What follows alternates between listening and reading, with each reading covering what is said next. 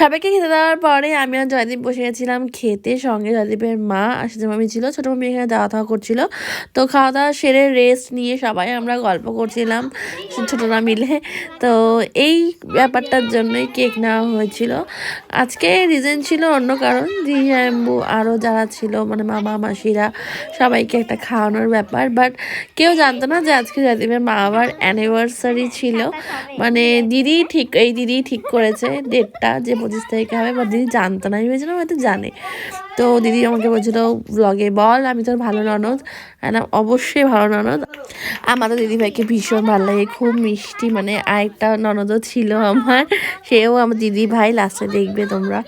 আর আছে আমার নিজের ননদ, মানে জয়দীপের নিজের বোন।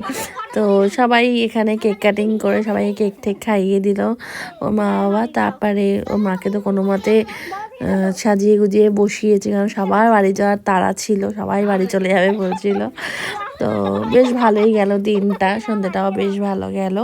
তো এই হচ্ছে আমার আরেক ননদ, কাঁচরাপাড়ায় থাকে, আমরা কাঁচরাপাড়ায় দোসা খেতে যাই, বলছিল তোমরা যাও আমাদের বাড়িতে যাও না। তো এই দিদির মেয়ে হচ্ছে এইটা পুচকেটা, খুব ভালো ডান্স করে। তো এখানে সবাই চলে গেল আর কি, বাড়ি ফাঁকা। তারপরে আমি আর জয়দীপ গেছিলাম একটু ব্যারাকপুরে গিফটিং পারপাসের জন্য ব্যাগ কিনতে। তো আজকে ভিডিওটাই অবধি, দেখা যাবে নেক্সট ব্লগে।